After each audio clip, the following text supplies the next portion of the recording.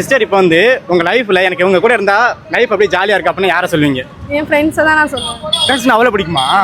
எவ்வளோ பிடிக்கும்? ரொம்ப ரொம்ப பிடிக்கும். எவ்வளோ பிடிக்கும்னா நம்ம அம்மா அப்பாட்ட கூட கொஞ்சம் நேரம் கஷ்டத்தை சொல்ல மாட்டோம். ஆனால் ஃப்ரெண்ட்ஸ் கிட்ட எல்லாத்தையுமே சொல்லுவோம்.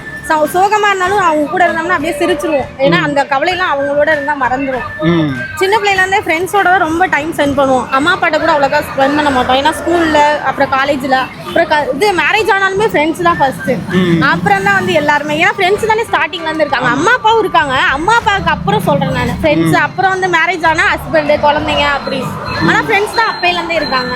ஃப்ரெண்ட்ஸ் கூட தான் நாங்கள் நிறைய நேரம் இருந்திருக்கோம். எங்கே போனாலும் நாங்கள் இங்கே தான் போயிட்டு வரோம்னு சொல்லுவோம். ஆனால் நாங்கள் ரொம்ப தூரம் போயிட்டு வந்துடுவோம் தெரியாமல் போய் சொல்லிட்டு. சின்ன பிள்ளைலாம் இப்போ நாங்கள் கல்யாணம் ஆயிடுச்சு இது ஹஸ்பண்ட் கிட்ட கேட்டுட்டு போகிறோம். ஆனால் கல்யாணம் ஆகிறதுக்கு முன்னாடி சொல்கிறேன் நான். கல்யாணம் ஆகிறதுக்கு முன்னாடி அம்மா பக்கத்தில் இருக்க கடைக்கு போயிட்டு வந்துடுறாம முக்கம்பூருக்கு போயிட்டு வந்துடுவோம். எங்கள் அம்மாவுக்கு தெரியாம ஒரு தடவை ஆற்றுலலாம் மாட்டிக்கிட்டோம். நாங்கள் அன்னைக்கே நினச்சோம் நம்ம டெத் இன்னைக்கு தான் அப்படின்ட்டு. எப்படியோ தப்பிச்சு மேலே வந்துட்டோம். நான் கூட மேலே வரையுதுங்க எல்லாம் பிடிச்சி நீ இழுக்குதுங்க உள்ளாக்க தள்ள சொல்லி. எப்படியோ அது வந்து கடவுளோட சித்தம் தான். நாங்கள் அன்னைக்கே போயிருக்க வேண்டியது. ஆனால் வந்துட்டோம் எப்படியோ. அது எதனால ஃப்ரெண்ட்ஸ் நம்ம கூட இருந்தனால தான். ஃப்ரெண்ட்ஸ் தான் எப்போதுமே. காசுக்கு ஒரு பஞ்சம் வந்தாலும் பாசத்துக்கு பஞ்சம் இல்லை.